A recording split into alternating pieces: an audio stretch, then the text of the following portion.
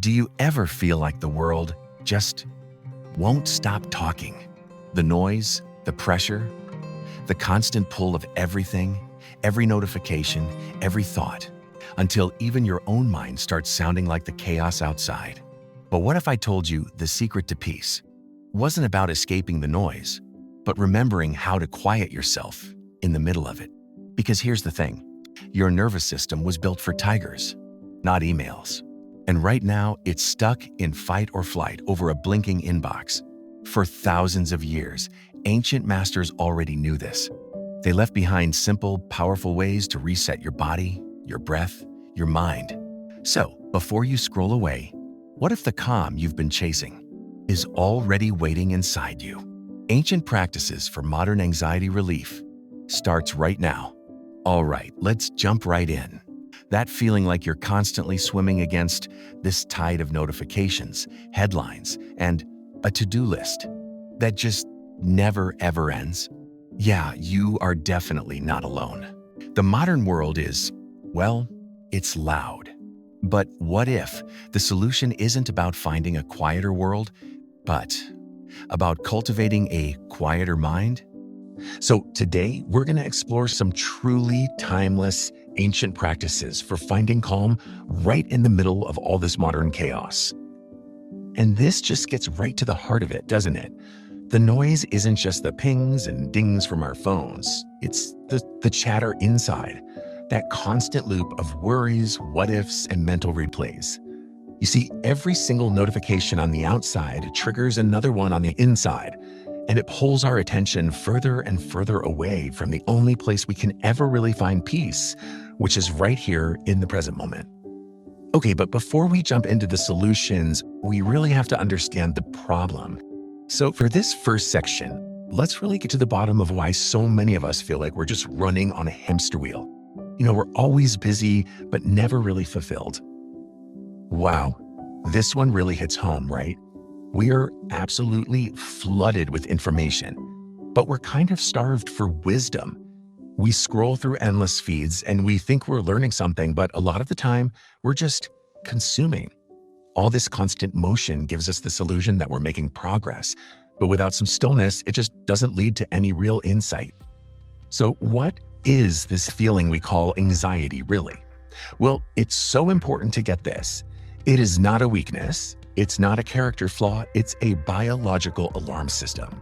It's this ancient survival mechanism that evolved to protect us from, a literal tiger in the grass. The problem is our nervous system, it hasn't really updated its software for the 21st century. It can't tell the difference between a real-life predator and a stressful email from your boss. So how does that alarm system actually work? Well, you can kind of think of it as having two gears, like in a car. The sympathetic nervous system, that's your gas pedal. That's the fight or flight response that floods you with adrenaline and gets you ready for action. And then you have the parasympathetic system.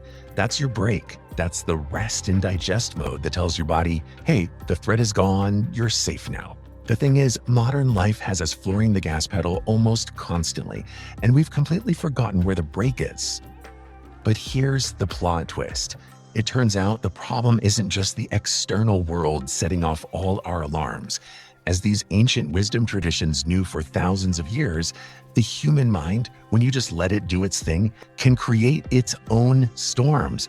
A huge source of our anxiety is actually profoundly internal. I mean, think about that. Thousands of years ago, the Yoga Sutras basically defined the entire point of yoga with this one simple line. It's not really about twisting your body into a pretzel. It's about calming those constant ripples, those fluctuations of thought and emotion. It just goes to show you this quest for inner peace is one of the oldest human projects there is. And look at this. Here we have the exact same fundamental truth, but from a completely different tradition, Stoicism. The Roman Emperor Marcus Aurelius is reminding us that the only thing we can truly control is not the chaotic world out there, but the world in here. Peace isn't about getting rid of all your problems. It's about mastering your response to them. Okay, and this is where the ancient and the modern just connect so perfectly. For centuries, spiritual traditions have used this amazing metaphor of a monkey mind, a restless, chattering monkey just swinging from one thought branch to the next. Now, fast forward to today, and neuroscience has literally identified a brain circuit that does exactly that. They call it the default mode network. It's the part of your brain that lights up when you're not focused on a specific task. And guess what it loves to do? Worry and ruminate. It's the same observation, just with different words. Isn't that fascinating? Okay, so we've got an ancient nervous system stuck in a modern world, and an untrained mind that just loves to chatter. So the big question is, what do we do about it? Let's get really practical here and explore 3 simple, super powerful, and totally timeless tools. The first, and honestly the most accessible tool you have, is your own breath. So why is it so powerful? Because your breath is the most direct, physical way to talk to your nervous system. You can't just tell your heart to slow down, right? But by intentionally slowing down your breath, you send a clear biological signal to your body that says, you are safe now.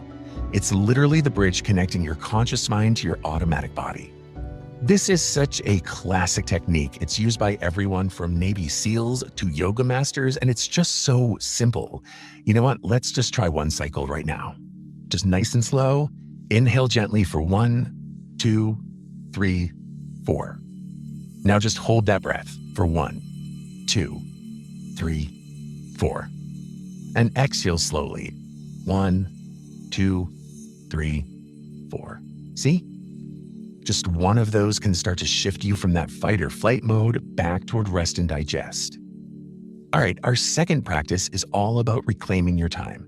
Now, this might sound a little weird at first, but ritual and routine, they're not about being rigid. They're about creating freedom through a pattern. See, when your day is just dictated by the random chaos of notifications, you feel powerless.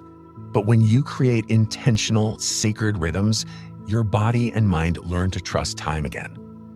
Just think about the massive shift that's happened here. Our ancestors' lives were patterned around these big, dependable, natural rhythms: sunrise, sunset, meal times, the changing of the seasons. Our lives, they're patterned around the tiny, unpredictable, and demanding rhythms of technology. Every single ping is like a little demand for your attention, pulling you out of your own center.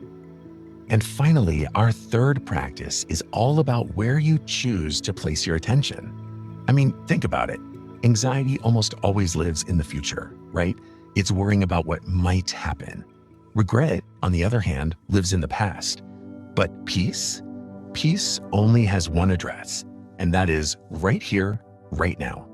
The art of presence is simply the practice of gently bringing your attention back to this moment, over and over again. This is just such a powerful way to think about it.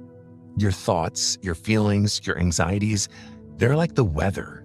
They come and they go. They can be stormy, they can be sunny, but you are not the storm. You are the vast open sky in which all that weather happens.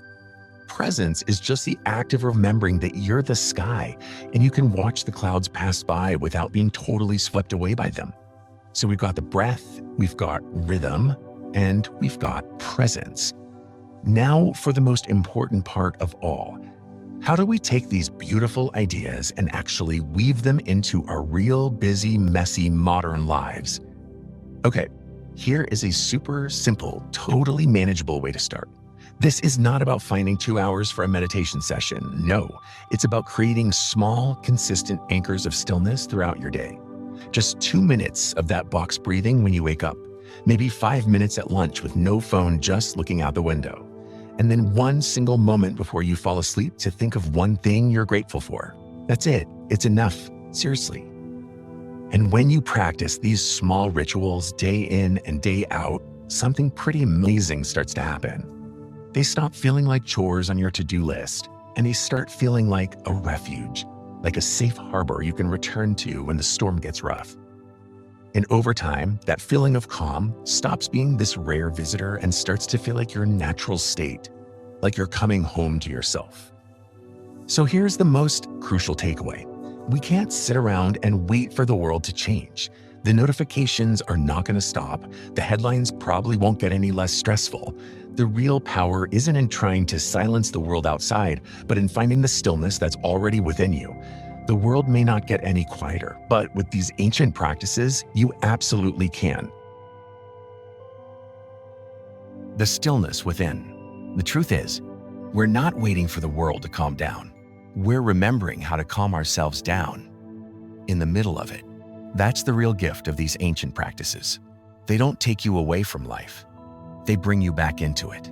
With every slow breath, every mindful pause, every small moment of gratitude, you're teaching your nervous system what peace feels like again.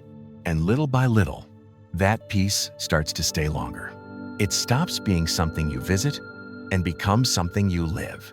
If this message helped you find a bit of stillness today, share it with someone who might need the same reminder. Because calm spreads quietly, powerfully, one person at a time. And I'd love to hear what brings you peace. Leave a comment below. Your story might be the reflection someone else needs to start their own. Subscribe to Life-Changing Wisdom for more ancient insights reimagined for modern life. Until the next life lesson, breathe gently, live slowly, and remember, peace was never lost.